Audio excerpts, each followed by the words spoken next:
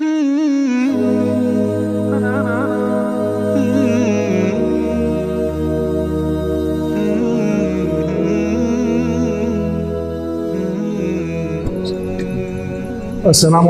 warahmatullahi wabarakatuh. Alhamdulillahirabbil alamin wa bihi nasta'in ala umuri dunya waddin. Allahumma shalli wa sallim wa barik ala sayyidina Muhammad wa ala alihi wa ashabihi ajma'in. Guru-guru kita, imam kita yang saya muliakan, Bapak, Ibu-ibu, para orang tuaku, jamaah salat Isya dan Qiyamul Lail yang saya hormati, serta para generasi muda yang hadir, semoga kita senantiasa dirahmati Allah Subhanahu wa taala. Kita bersyukur kepada Allah meski hujan cukup lebat di luar, tetapi tidak menghalangi langkah kita untuk melaksanakan ibadah di masjid ini di hari yang mulia dan di bulan yang mulia Ramadan ini. Semoga kesulitan-kesulitan yang kita hadapi dalam beribadah akan menambah pahala kita di sisi Allah Subhanahu wa taala. Tentu kita berharap keikhlasan senantiasa terjaga dalam kalbu kita. Salawat dan salam buat baginda Rasulullah Nabi Muhammad sallallahu alaihi wasallam sebagai uswatun hasanah dalam kehidupan kita. Bapak Ibu yang dimuliakan Allah, seperti yang diamanahkan pengurus malam hari ini, tausiah kita bertema tentang membayar zakat. Kita fokuskan kepada bahasan zakat fitrah. Sebagaimana yang kita ketahui, kita diperintahkan Allah sebagai orang beriman untuk berpuasa di bulan Ramadan. Tujuannya adalah la'allakum tattaqun, agar kamu menjadi orang bertakwa. Dan dalam Al-Quran diinformasikan salah satu ciri orang bertakwa itu adalah wa'ataz zakah. Mereka menunaikan zakat. Nanti lihat surat Al-Baqarah ayat 177. Ada di situ beberapa ciri orang bertakwa. Satu di antaranya adalah wa'ataz zakah. Mereka menunaikan zakat. Zakat dalam kajian fikih ada dua secara garis besar. Ada zakat mal, zakat amwal, yaitu zakat harta, dan ada zakat fitrah atau disebut juga zakat diri. Nah, kita akan bahas yang kedua ini, zakat fitrah, karena memang dia diwajibkan bagi setiap mukmin, setiap muslim di setiap Ramadan. Dalam hal ini Rasulullah sallallahu alaihi wasallam bersabda, farada Rasulullah sallallahu alaihi wasallam zakatul fitri sa'in min tamrin wa sa'in min sa'irin. Rasulullah sallallahu alaihi wasallam mewajibkan, memfardukan kita untuk mengeluarkan zakat satu sak dari kurma, satu sak dari gandum, alal abdi wal hurri, bagi setiap hamba, apakah dia hamba, bahkan seorang budak sekalipun, apalagi orang yang merdeka, wazakari wal unsa, baik untuk laki-laki maupun perempuan, wasaghiri wal kabir, baik dia anak-anak maupun orang dewasa, minal muslimin, dari orang-orang Islam.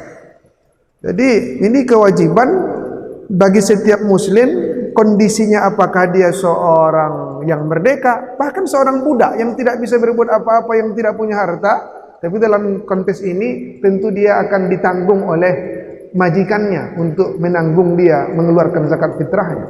Kalau zaman dahulu masih ada perbudakan, tapi alhamdulillah sekarang tentu tidak ada lagi perbudakan tersebut.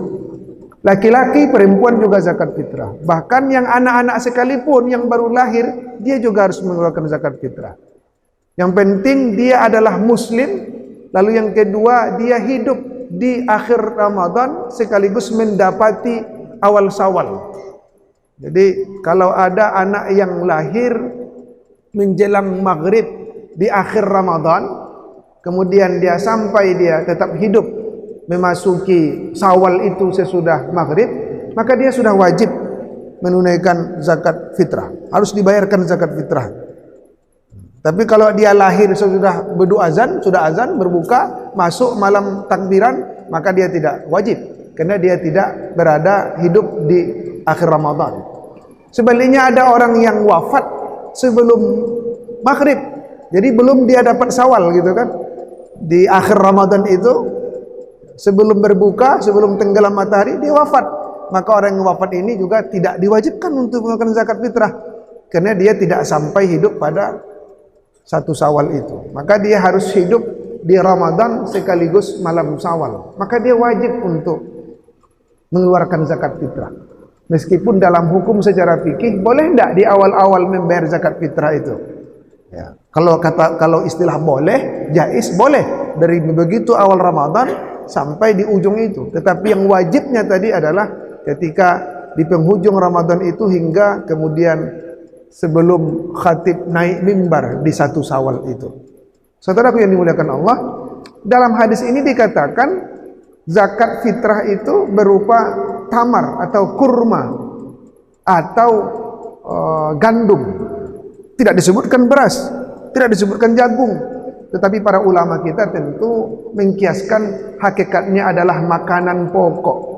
Maka kita di Indonesia makan pokok kita adalah beras, kemudian diolah jadi nasi. Maka beras itulah yang menjadi zakat fitrahnya. Banyaknya itu adalah 1 sa'in, ya, 1 sa'. Sa' itu tidak berat, tetapi dia takaran, ukuran. Makanya nanti terjadi perbedaan berapa sih beratnya zakat fitrah itu. Karena dalam hadis ini dikatakan 1 sa', bukan sa' semen ya Bapak Ibu. Tapi sa' itu adalah terdiri dari 4 mud.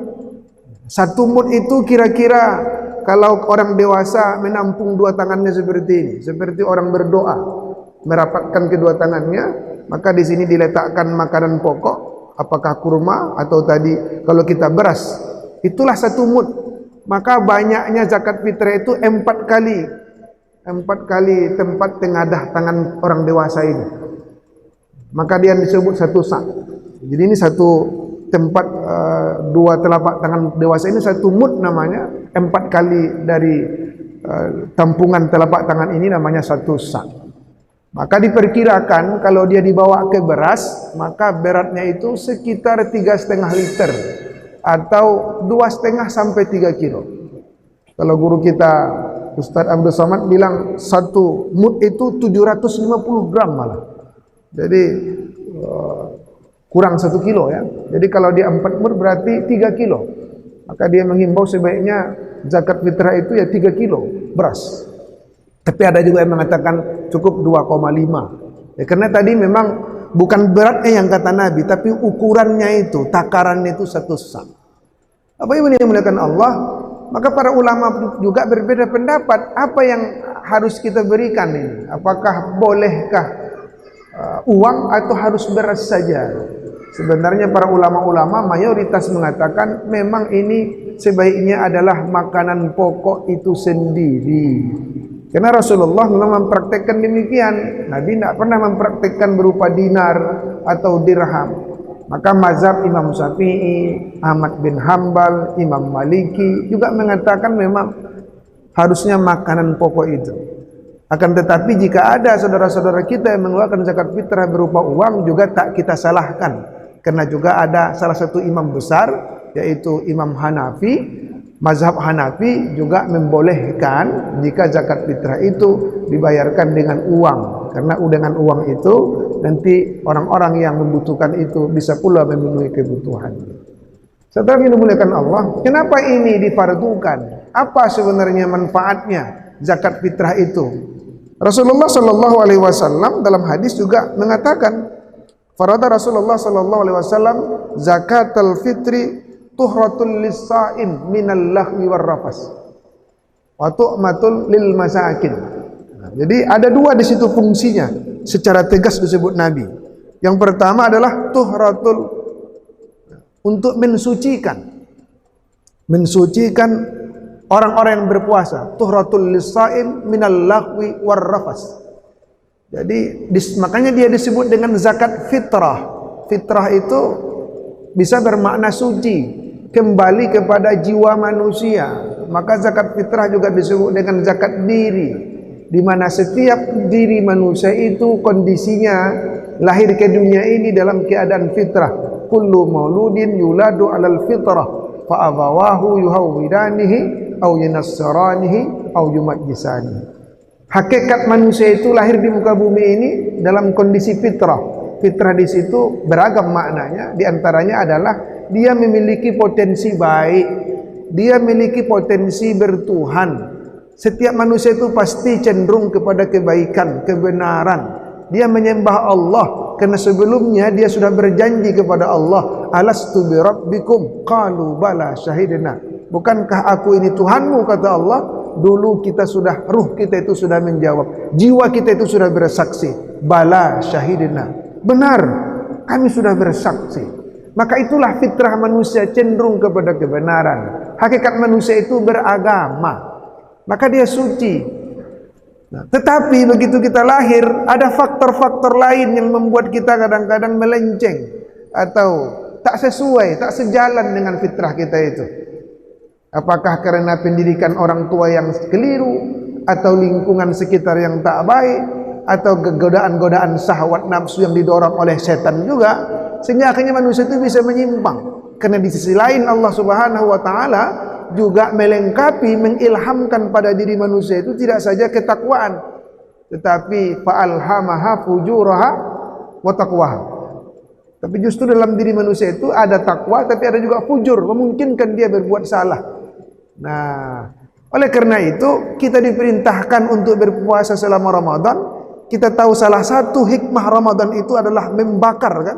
Ramadan itu artinya membakar, salah satu maknanya membakar dosa-dosa manusia. Ketika dia menjalani ibadah puasa itu dengan iman dan keikhlasan, ghufira lahu ma taqaddama min dzambi, maka dihapuskanlah dosa-dosanya. Akan tetapi jujurlah Bapak Ibu, kita ini kan manusia biasa. Banyak zikir kita, banyak tilawah kita, berpuasa kita, tapi kadang-kadang kan masih juga ada kekurangan kita. Lisan kita kadang-kadang masih berbicara yang buruk. Paling tidak kita berbicara yang tak ada maknanya, sia-sia, tidak ada manfaatnya. Itu disebut dengan lagha itu. Dalam Syekh Ar-Raghib Al-Asfahani menyebutnya juga suara burung-burung, itu juga disebut dengan lagha. Ya, cuman cerita-cerita ngelantur ke sana kemari, tidak ada manfaatnya, lagha.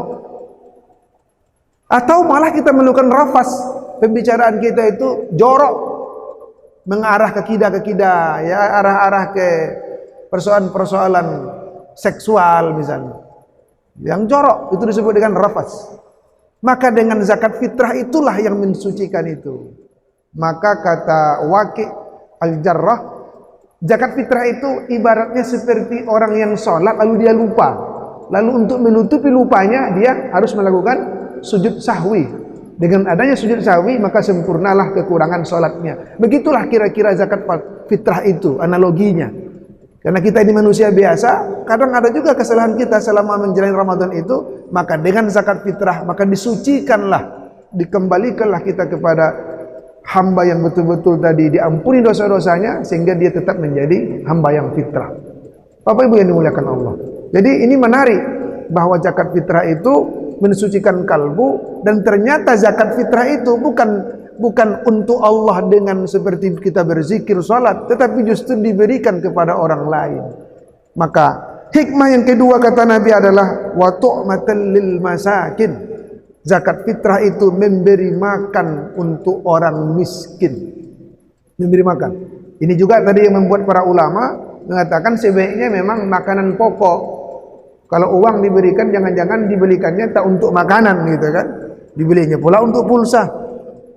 Padahal yang dikatakan dari zakat fitrah itu hakikatnya adalah memberikan bantuan kepada orang-orang yang tak mampu supaya dia makan.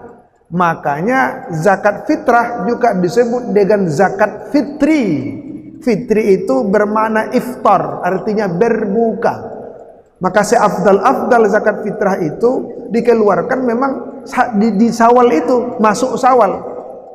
Apalagi sesudah sholat subuh menjelang dia melaksanakan sholat Idul Fitri, sehingga orang-orang yang tak mampu itu dipastikan hari itu dia berbuka. Jadi iftar itu artinya berbuka. Seperti doa kita tadi berbuka puasa. Wa ala rizkika aftartu, dengan rezekimu aku berbuka. Maka zakat fitrah, zakat fitri adalah zakat yang dikeluarkan agar orang lain berbuka puasa. Maka supaya tertata biasanya masyarakat kita juga membentuk amil untuk membagi-bagi zakat fitrah itu supaya lebih proporsional, bukan? Ini perlu kita ingatkan kepada para panitia amil supaya mendistribusikan zakat fitrah itu juga sebelum pelaksanaan Idul Fitri, jangan sesudah itu pula. Nah, jadi kalau kita mau mengantarkan ke amil membagikan, sebaiknya kita keluarkan sehari 2 hari menjelang Idul Fitri.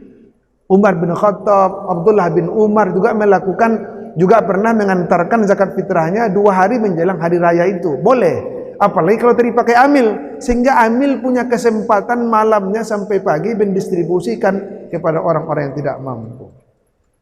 Jadi secara tegas dalam hadis ini Nabi mengatakan ada 2 di situ maknanya, mensucikan orang-orang yang berpuasa dari lagha dan rafas. Yang kedua adalah memberi makanan untuk orang-orang miskin yang tidak mampu. Maka di sini sangat indah, begitu indahnya umat Islam itu. Ternyata umat Islam itu tidak hanya dituntut hanya beribadah kepada Allah dalam artian ritual saja, tidak hanya saleh secara ritual, tetapi juga dia harus soleh secara sosial. Orang bertakwa itu tidak hanya tenggelam dalam zikir dan salatnya saja, tidak hanya tenggelam dalam tilawahnya saja, itu tetap mereka lakukan, tetapi juga mereka punya solidaritas, punya empati, punya rasa sosial yang tinggi pada sesama. Maka sangat keliru ketika ada orang yang mengalami Islamfobia, takut pada orang Islam, menyebut umat Islam ini radikal, tidak toleran. Kita juga di Padang dituduh-tuduh sebagai masyarakat yang intoleran nomor 2 se-Indonesia. Padahal kita ini sangat religius. Perlu dipertanyakan indikator-indikator mereka yang menyebut kita intoleran. Karena sesungguhnya Islam itu tidak mungkin dipisahkan dari aspek sosialnya. Bahkan ini adalah implementasi dari tauhid yang benar, bahwa kita ini diciptakan Allah, lalu tidak hanya kita sendiri, ada saudara-saudara kita, makhluk lainnya juga diciptakan Allah, dan Allah memerintahkan kita berbuat baik kepada sesama. Itu juga sebagai wujud dari tauhid yang benar. Semoga Ramadan ini kembali senantiasa mengasah kesalehan sosial kita di samping kesalehan ritual kita, sehingga pasca Ramadan kita menjelma menjadi hamba yang muttaqin. Banyak maaf bila taufik wal hidayah. Wassalamualaikum warahmatullahi wabarakatuh.